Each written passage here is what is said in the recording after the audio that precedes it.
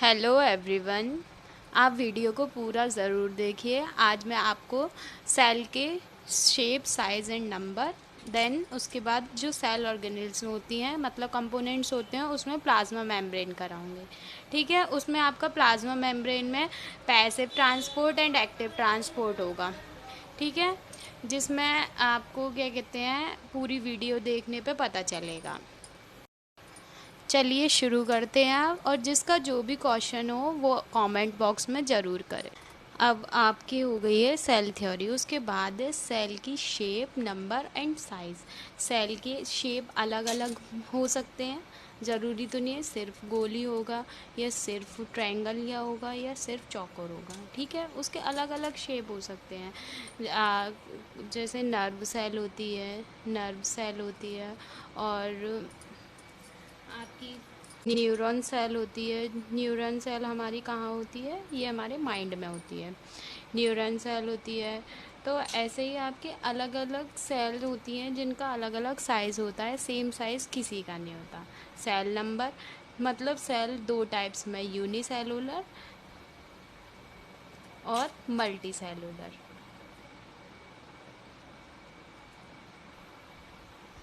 ठीक है, multi cellular, unicellular जो एक सेल से मिलकर बनी होती है, मल्टी सेलुलर जो एक से ज़्यादा सेल से मिलकर बनी होती हैं, वो मल्टी होती हैं। यूनिसेलुलर में हम लेंगे जैसे बैक्टीरिया होते हैं, प्रोटोजोआ होते हैं। बैक्टीरिया बैक्टीरिया कौन है? माइकोप्लाज्मा। माइकोप्लाज्मा जो है वो हमारा बैक्टीरिया है ना। प्रोटोजोआ हो गया इसमें। ऐसे ही मल्टी सेलुलर में कौन कौन आते हैं? एनिमल्स, ह्यूमन, ये सब मल्टी सेलुलर, इसमें हर तरीके की सेल पाई जाती है। फिर उसके बाद है सेल के शेप, तो हमारा हो गया मैनी शेप्स नॉट सेम, कोई भी शेप सेम नहीं होती है। लार्जेस्ट में जो सबसे लार्जेस्ट सेल होती है उसे क्या कहते हैं? ऑस्टिच। ऑस्टिच एग मतलब शुतुरमुर्ग। यहाँ मैंने आपके लिए हिंदी में लिख दिया है, शुतुरमुर्ग का अंडा। ये सबसे लार्जेस्ट सेल होती है। और उसके बाद है स्मॉलेस्ट, सबसे स्मॉलेस्ट सेल कौन सी होती है? माइकोप्लाज्मा जो एक बैक्टीरिया होता है। माइकोप्लाज्मा जो एक बैक्टीरिया होता है। और सबसे लॉन्गेस्ट, जो सबसे लॉन्गेस्ट सेल होती है वो होती है हमारी नर्व सेल। नर्व सेल सबसे लॉन्गेस्ट होती है हमारी नर्व सेल। और फिर उसके बाद होती है ह्यूमन बॉडी। ह्यूमन बॉडी में सबसे लार्जेस्ट सेल कौन सी होती है? ह्यूमन बॉडी में सबसे लार्जेस्ट सेल होती है मेल का स्पर्म। मेल का स्पर्म होगा आपका सबसे लार्जेस्ट सेल। एंड सबसे स्मॉलेस्ट सेल कौन सी होगी ह्यूमन बॉडी में? सबसे स्मॉलेस्ट सेल होगी फीमेल का ओव्यूम। फीमेल का ओव्यूम। ठीक है, फीमेल का ओव्यूम। इसे हमें ये नहीं याद करना कि फीमेल या मेल ऐसा कुछ क्वेश्चन में पूछेगा, वो सिर्फ क्या पूछेगा? ह्यूमन बॉडी में कौन सी बड़ी और कौन सी छोटी। जो लार्जेस्ट, आप यहाँ पे लार्जेस्ट और लॉन्गेस्ट का मतलब समझ रहे होंगे कि जो लार्जेस्ट होता है वो ब्रॉड एरिया में बड़ा होता है, और जो लॉन्गेस्ट का मतलब होता है जैसे मीनार वगैरह होती हैं वो लंबी होती हैं, वो उनकी लेंथ होती जाती है लंबी, लेकिन उनका एरिया जो है वो छोटा होता है।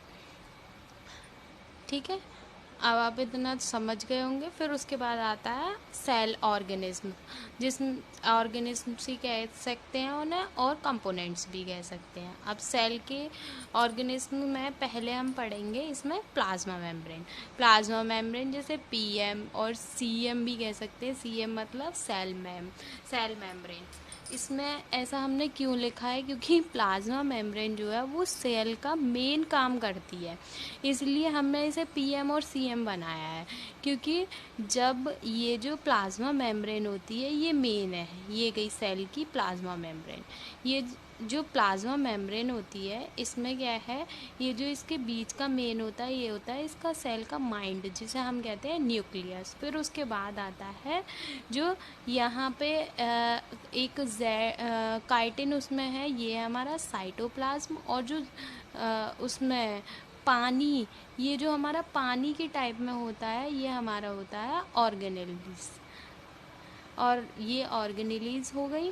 और फिर उसके बाद ये हमारी होती है जो कवरिंग होती है इसकी, जो सेफ्टी के लिए होती है सेल की, उसे कहते हैं सेल वॉल।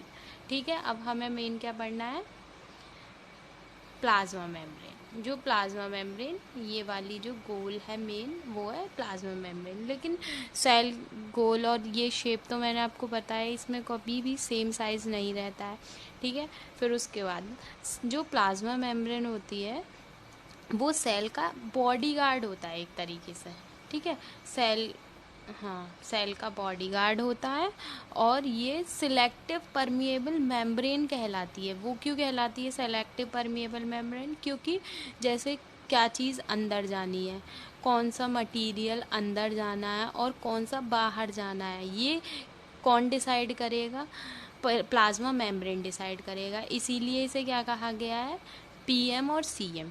इससे ये आपके लिए एग्जाम्पल है जिससे आपको याद रहे कि ये सबसे सेल का मेन काम करता है, यही ये डिसाइड करता है कि क्या चीज़ सेल के अंदर जाएगी और क्या चीज़ सेल के बाहर जाएगी। ठीक है, सिलेक्टिवली यही सिलेक्टिव करता है, इसीलिए इसे सिलेक्टिवली परमिएबल मेम्ब्रेन भी कहा गया है। अच्छा, ये किसकी बनी हुई होती है?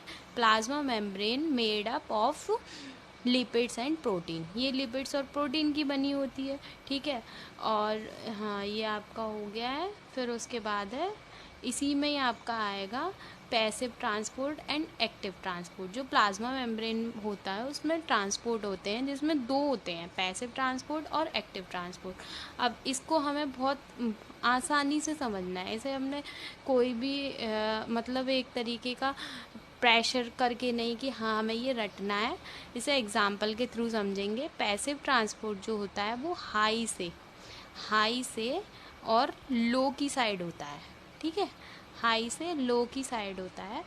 इस जैसे आप समझ सकते हैं, जैसे कि यहाँ पे ऑक्सीजन है ना, ऑक्सीजन है, लेकिन ये तो तब भी एक ज़्यादा अमाउंट में है ना। ये क्या है, हाई। और यहाँ से ये यूँ करके जाएगा तो यहाँ सिर्फ एक ही है, तो इसलिए यहाँ पे ज़्यादा है, यहाँ पे कम है, तो ये हाई टू लो हो गया।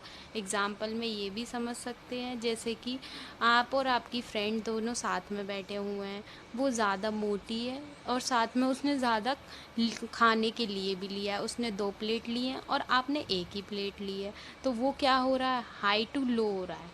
ठीक है, अब उसके बाद है हमारा, इसी चीज़ का अपोजिट कर देंगे एक्टिव ट्रांसपोर्ट में, लो टू हाई। एक्टिव ट्रांसपोर्ट कैसे जाता है, लो टू हाई जाता है। ठीक है, यहाँ पे जैसे मान लीजिए आपने किसी को 100 रुपये दिए, 100 रुपये हैं आपके पास, और मतलब कि 100 रुपये, नहीं सॉरी, आपके पास है 1 रुपया, 1 रुपये है आपके पास और आपको देने हैं किसी को 100 रुपये। तो लो है, मतलब कम रुपए हैं आपके पास और देने हैं आपको ज़्यादा, तो आपको तो ये बहुत सोचना पड़ेगा। और यहाँ पे क्या है, आपके पास 100 रुपये हैं और आपको 1 रुपया देना है, आप बहुत इजीली दे देंगे। ठीक है, और सेकंड पे क्या है, नो एनर्जी। तो इसको हम इससे भी रिलेट कर सकते हैं कि अगर आपके पास 100 रुपये है तो आपने 1 रुपये दे भी दिया, तो आपकी कौन सी ज़्यादा एनर्जी खर्च हो गई, तो आप पैसिव ट्रांसपोर्ट में आपकी कोई एनर्जी नहीं लगी। एक्टिव ट्रांसपोर्ट में आपको दिमाग लगाना पड़ेगा, 1 रुपया है, देने 100 रुपये हैं, कैसे दूँ, तो आपकी एनर्जी जो है वो पूरी लगेगी। और एनर्जी जो है वो एक्टिव ट्रांसपोर्ट में एटीपी मॉलिक्यूल्स बनते हैं। एनर्जी जब यूज़ होती है हमारी तो एटीपी मॉलिक्यूल्स के थ्रू यूज़ होती है। इसमें क्या है, अब पैसिव ट्रांसपोर्ट में हमारा ये स्लो होता है, इसका मूवमेंट जो है वो स्लो होता है, और एक्टिव ट्रांसपोर्ट का मूवमेंट रैपिड होता है। स्लो में ये भी समझ सकते हैं जब आपको ज़्यादा दिमाग नहीं लगाना पड़ा, ना इतना कुछ आपका दिमाग लगा, ना कुछ लगा, ना आपके पैसे गए एक तरीके से। ठीक है, स्लो है, तो यहाँ पे सारी चीज़ें हमारी स्लो में चल रही हैं। और ये एक्टिव ट्रांसपोर्ट में क्या है, रैपिड मूवमेंट। रैपिड मूवमेंट का मतलब होता है एक तरीके से एक्टिवनेस होना। ठीक है, रैपिड मूवमेंट है यहाँ पे, क्योंकि यहाँ पे आपकी एनर्जी भी लग रही है। यहाँ आप लोड मतलब कि पहले आपकी एक तरीके से कहते हैं पहले आपकी बुद्धि कम थी और फिर आपकी धीरे धीरे बढ़ रही है, तो इसलिए रैपिड मूवमेंट भी है। ठीक है, ये आपका थर्ड पॉइंट हो गया। फोर्थ पॉइंट में है स्मॉल मॉलिक्यूल्स। ठीक है, यहाँ पे क्या है, पैसिव ट्रांसपोर्ट में स्मॉल मॉलिक्यूल्स का यूज़ होता है और एक्टिव ट्रांसपोर्ट में लार्ज मॉलिक्यूल्स का। जैसे कह सकते हैं इसमें स्मॉल बुद्धि का यूज़ होता है, माइंड का, और एक्टिव ट्रांसपोर्ट में लार्ज मॉलिक्यूल्स का यूज़ होता है। ठीक है, इतना आपको समझ में आ गया। फिर उसके बाद लेते हैं हम यहाँ पे पैसिव, जिसमें क्या कहते हैं डिफ्यूज़न आता है और ऑस्मोसिस आता है। ठीक है, जो पैसिव है वो हायर टू लोअर चलता है, ये आपको पता ही है, और एक्टिव जो है वो लोअर टू हाई चलता है। एक्टिव में आपको पता चल गई ये वाली चीज़। एक एग्ज़ाम्पल दिया है मैंने जिसमें ये पता है कि आपकी जो बुद्धि है अगर वो कम है तो वो धीरे धीरे धीरे धीरे बढ़ती चली जा रही है, धीरे धीरे बढ़ रही है, तो इसीलिए वो एक्टिव ट्रांसपोर्ट हो रहा है। ठीक है, आपका हो गया passive transport and active transport. अब उसके बाद पैसिव ट्रांसपोर्ट में आता है डिफ्यूज़न और ऑस्मोसिस। डिफ्यूज़न में क्या होता है, ये लिक्विड और गैस में होता है, और मतलब इसमें थोड़ा बहुत मतलब कि रेयर केस में ये सॉलिड में भी हो सकता है, नहीं तो मैक्सिमम ये लिक्विड और गैस में होता है। और ऑस्मोसिस ओनली लिक्विड में होता है। अब आप कहेंगे कि दोनों लिक्विड में, ये कैसे पहचानेंगे, तो बताते हैं। इसमें क्या है, जब लिक्विड और गैस दोनों में होता है डिफ्यूज़न, तो उसमें ये है semi permeable membrane. Semi permeable membrane के अंदर होता है इसमें, और ये हायर टू लोअर होता है।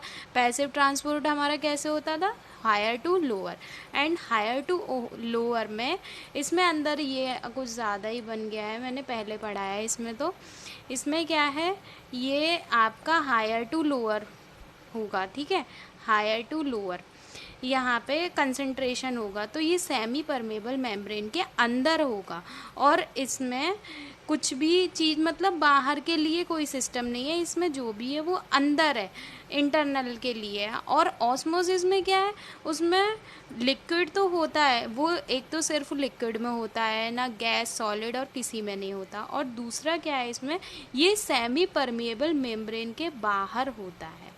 इसमें क्या है, ये यहाँ से जब इसका ट्रांसफर होगा अंदर, अंदर से बाहर, बाहर से अंदर, तब उसके बाद वो मेम्ब्रेन क्या कहते हैं पता चलेगी। अगर एंडोऑस्मोसिस में क्या होगा कि जब बाहर से अंदर जाएगी तो तब ट्रांसफर होगा बाहर से अंदर की साइड।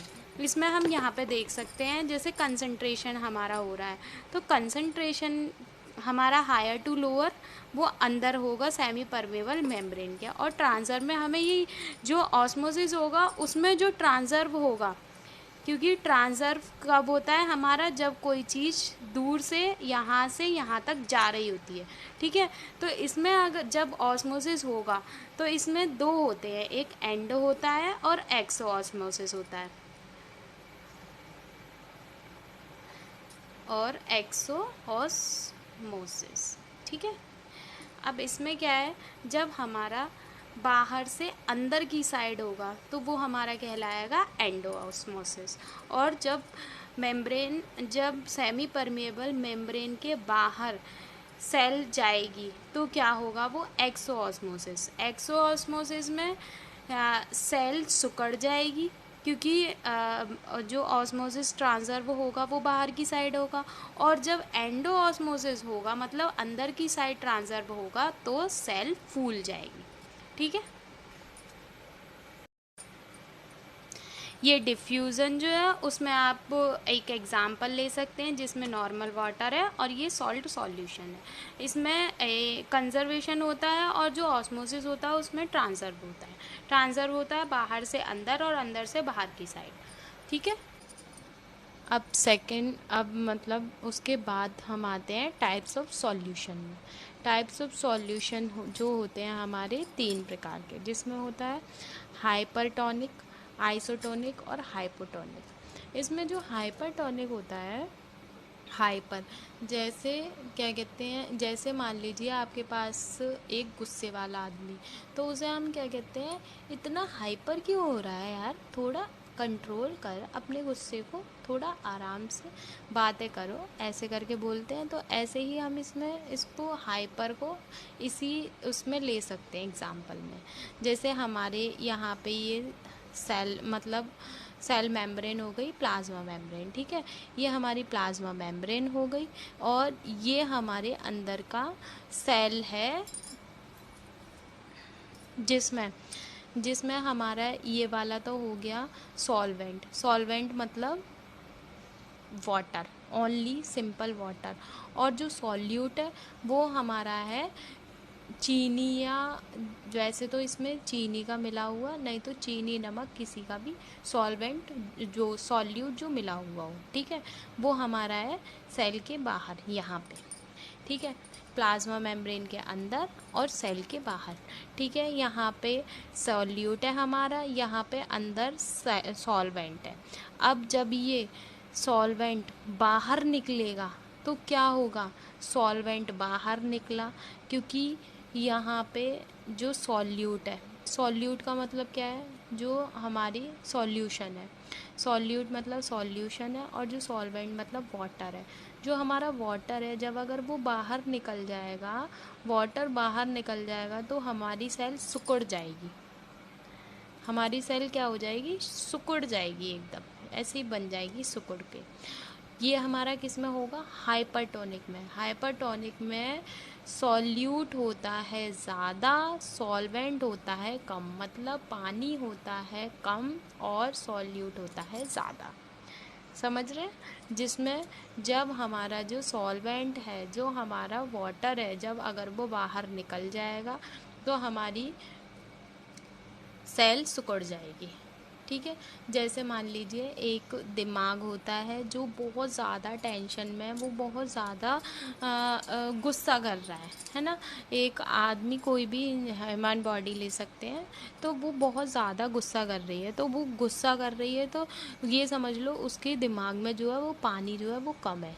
और जब वो बाहर निकल गया पानी, मतलब सॉल्वेंट, जब वो बाहर निकल गया तो क्या कहते हैं, उसकी सेल श्रिंक हो गई, सिकुड़ गई, और जो उसका सॉल्वेंट था वो सॉल्वेंट था ज़्यादा, ठीक है।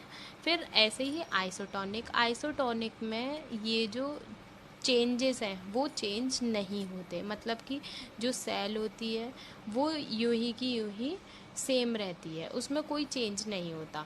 जैसे कि एक जनरल इंसान होता है, जो अगर चाहे कितना भी हाइपर वाली सिचुएशन हो, चाहे मतलब चाहे ज़्यादा लो हो, चाहे हाई सिचुएशन हो, लेकिन उसका क्या है, टेम्परेचर एक ही रहता है, ठीक है, नो चेंज, उसकी मतलब नेचर में कोई चेंज नहीं आता। फिर उसके बाद तीसरा आता है हमारा हाइपोटोनिक। हाइपोटोनिक में क्या होता है, जो सेल होती है वो मोटी हो जाती है। हाइपर में ज़्यादा गुस्सा करता है इंसान, इसीलिए उसकी सेल श्रिंक हो जाती है, सिकुड़ जाती है। और हाइपो में वो ज़्यादा खाता है, ऐसे समझ सकते हैं आप, हाइपो में इतना खाता है कि उसकी सेल जो वो मोटी हो जाती है। जैसे आप एग्जांपल में ले सकते हैं, हिप्पोटोमस सुना होगा आपने, हिप्पोटोमस, हाइपो, हिप्पो, तो ऐसे मिक्स मैच कर लीजिए उससे कि हाइपो हिप्पो। तो हिप्पोटोमस जो है वो बहुत खाता, जिससे वो बहुत मोटा था, तो इसीलिए उसकी सेल मोटी हो गई। अब ये कैसे, ये है हमारी प्लाज्मा मेम्ब्रेन, और अंदर वाली है हमारी सेल। जो प्लाज्मा मेम्ब्रेन के अंदर है, ये है हमारा वाटर, मतलब सॉल्वेंट, जो है हमारा ज़्यादा सॉल्वेंट, और इसी में ही हमारी जो सॉल्यूट है, जो सॉल्यूट है मतलब जो चीनी का सॉल्यूशन है, शुगर सॉल्यूशन, वो है हमारा सॉल्यूट। सॉल्यूट है हमारा कम, और हाइपर में था हमारा सॉल्यूट ज़्यादा, ठीक है। हमारा सॉल्यूट है कम इसमें, तो सॉल्यूट है हमारा कम और वाटर है हमारा ज़्यादा। तो वाटर जब अंदर जाएगा, वाटर जाएगा अंदर और सॉल्यूट आएगा बाहर, है ना। तो जब वाटर अंदर जाएगा तो क्या होगी, सेल फूलेगी, मोटी हो जाएगी, जो कहलाएगी सेल स्वेल्स, ठीक है, सेल क्या कहलाएगी, सेल स्वेल।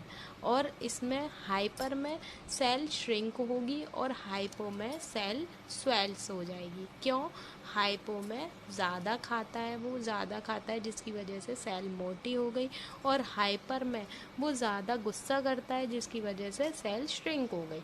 ठीक है, बस इसमें क्या है, इसमें आपका जो वाटर है वो बाहर निकलेगा तो सेल को श्रिंक करेगा, और यहाँ पे जब वाटर अंदर जाएगा तो वो सेल को मोटा करेगा।